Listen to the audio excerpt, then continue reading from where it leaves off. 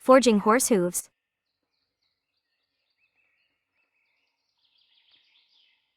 Welcome guys, if you haven't seen him before, this is Pinto Bean. My name is Sheldon Thomas, and this is the SNS Horseshoe YouTube channel.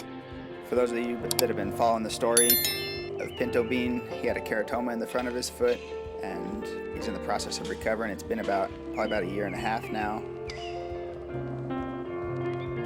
I went ahead and tried out the fast forward feature there.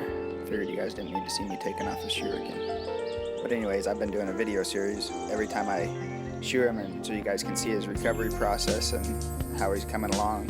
There's been some ups and downs in the road, so I recommend if you haven't seen those videos, go over to my channel and find the first video we did on him and kind of watch it through. It's pretty interesting to see the progress. At one time we had to put his foot in a cast. Another time the hole in the front of his foot had pretty much grown out, and we had the veterinarians had to go back in and dig it all out because it wasn't healing correctly. Anyway, like I said, there's been some ups and downs, but he's looking pretty good today. It's exciting to see his progress. I'm going to go ahead and just kind of flash some pictures by you right here.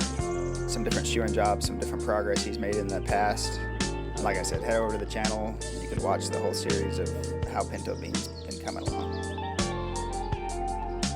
Fun fact I learned today while I was talking to Pinto Bean's owner.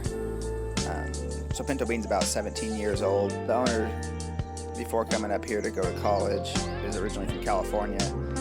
And when Pinto Bean was a 2-year-old when she bought him, and she actually bought him out of a kill pen down in California. She said he was heading to Mexico. So anyway, he got lucky when he was young, and he's lucky to have a good owner now that he's older to be patient with him and work with him and give him some time to heal.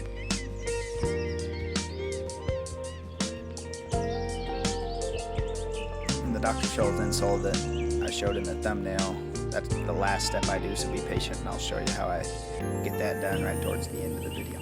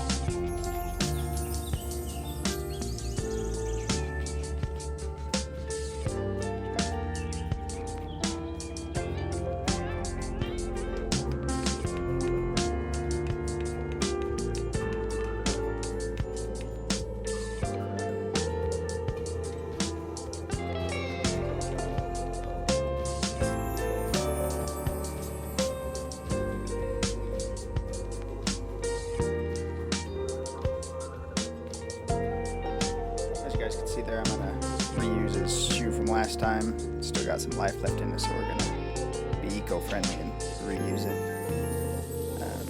I've had a lot of people ask about hot shoeing, and talking to somebody in the comments, I finally got a good analogy. It's similar to somebody that curls their hair with a hot iron. It doesn't hurt them unless they do it wrong and touch their scalp. Then you can get burned, and that's about the same as hot shoeing. It's keratin that's not live anymore, similar to your hair, and you can hurt them if you do it wrong, but if you do it right, it doesn't hurt them at all and helps do a better job with shoeing. So you guys may have saw last time I only used 2 nails. As you saw, the shoe stayed on just fine, and with the 2 nails, the hoof wall doesn't get damaged as much.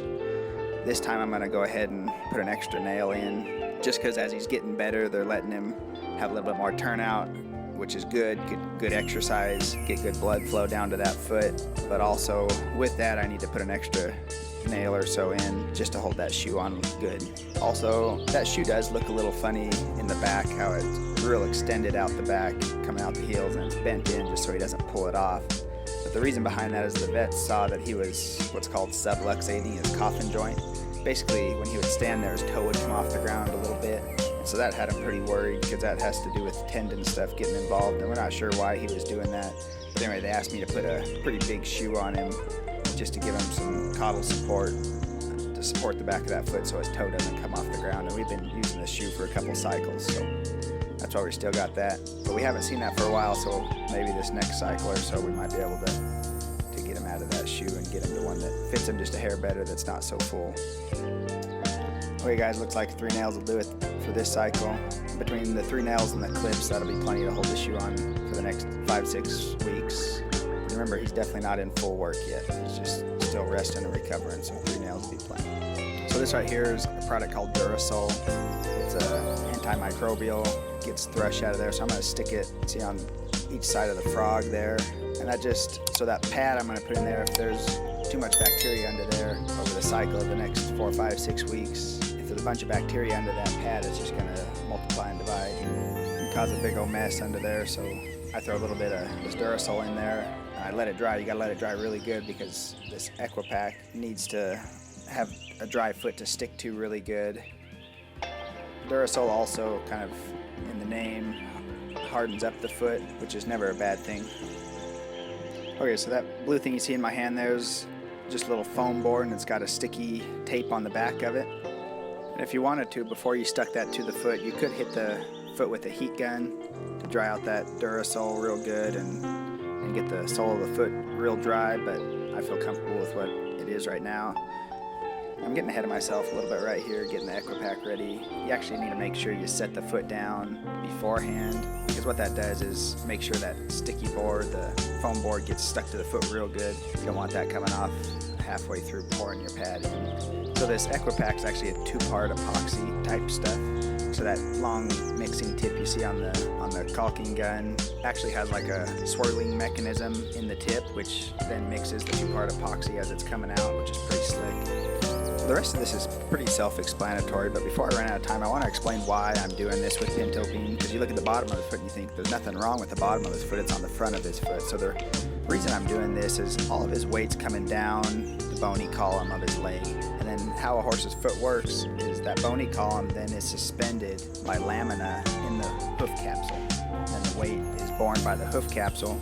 So when you do a surgery like what they've done with Pinto Bean, you're taking away part of the connection between the bony column and the hoof wall. And so what I'm doing here is, this is kind of the texture of Dr. Scholl's, kind of a squishy rubber type stuff. And what that does is it supports the bony column and takes some of the stress off of the lamina that are how much the lamina is missing. And also we got some clips on there to help stabilize the front of that foot. Okay, I went kind of fast there, so I hope all that made sense. If you missed something, make sure and ask us down in the comments. If not, we'll see you in 5 or 6 weeks for an update with Pinto Bean. Have a good one. Like it? Forging horse hooves. Don't forget to subscribe.